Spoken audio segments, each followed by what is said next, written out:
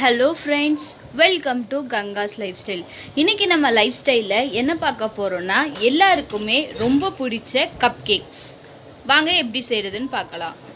First இந்த cup cake தேவையான ingredients என்னென்னு பார்த்துடலாம்.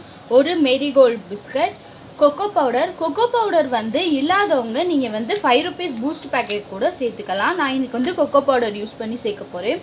அப்புறம் வந்து கொஞ்சம் நிலக்கடலை பருப்பை வந்து வறுத்து தோல் நீக்கி வச்சுருக்கேன். அப்புறம் கப் கேக்ஸ்க்கு தேவையான கப்பு, அவ்வளோதான். இப்போ வாங்க எப்படி செய்கிறதுன்னு பார்க்கலாம்.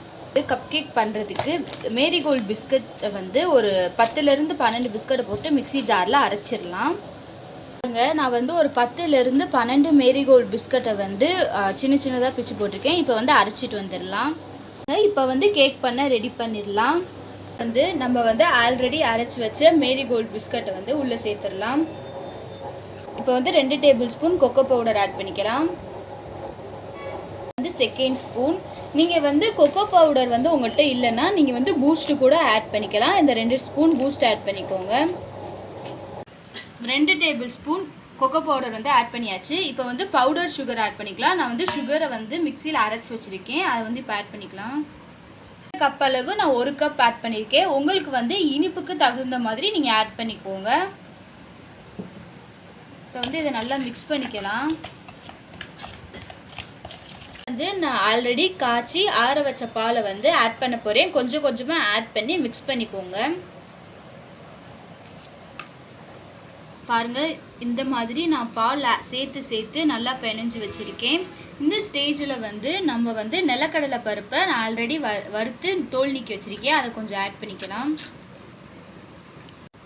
இந்த நிலக்கடலை பருப்பு வந்து எதுக்குன்னா கொஞ்சம் க்ரன்ச்சினஸ்ஸாக இருக்கிறதுக்காக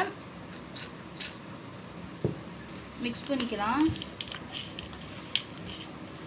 இந்த ஸ்டஃபிங்கை வந்து நம்ம கப்பில் மாற்றிடலாம். இந்த மாதிரி 6 கப்லையும் ஃபில் பண்ணிக்கோங்க. இப்போ பாருங்கள் கேக் பேட்டர்ஸ் எல்லாம் நம்ம வந்து கப்பில் வந்து அசம்பிள் பண்ணியாச்சு. இப்போ வந்து இதை நம்ம பேக் பண்ண போகிறதே கிடையாது. இதை வந்து நம்ம 2 to 5 hours வந்து ஃப்ரிட்ஜில் வந்து ஃப்ரீஸ் பண்ண போகிறோம். நான் ஃப்ரீஸ் பண்ணிவிட்டு எப்படி இருக்குன்னு காட்டுறேன். பாருங்கள், நான் 2 hours வந்து ரெஃப்ரிஜிரேட்டரில் வச்சு எடுத்துகிட்டு வந்திருக்கேன். கப் கேக் வந்து எவ்வளோ அழகாக கலர்ஃபுல்லாக வந்திருக்குன்னு பாருங்கள். இந்த சாக்லேட் கப் கேக் செய்கிறதுக்கு வந்து அவன் தேவையில்லை, குக்கர் தேவையில்லை. நம்மளுக்கு வந்து இந்த கப்பும் ஃப்ரிட்ஜும் இருந்தாலே போதும். நம்ம ஈஸியாக பண்ணி முடிச்சிடலாம். பாருங்கள் எவ்வளோ கலர்ஃபுல்லாக வந்திருக்குன்னு. பாருங்கள், நம்மளோட சாக்லேட் கப் கேக் வந்து எவ்வளோ கலர்ஃபுல்லாக ரெடி ஆகிருக்குன்னு. இப்போ நான் பிச்சு காமிக்கிறேன். பாருங்கள் எப்படி இருக்குன்னு.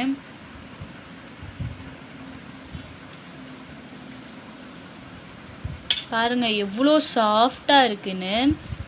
சாக்லேட் கப் கேக் ரெசிபி உங்களுக்கு பிடிச்சிருந்துச்சுன்னா எங்கள் கங்காஸ் லைஃப் ஸ்டைல் சேனலை ஷேர் பண்ணுங்கள், சப்ஸ்கிரைப் பண்ணுங்கள், கமெண்ட் பண்ணுங்கள். செல்வம் பெருகட்டும், வாழ்க வளமுடன். நன்றி, வணக்கம்.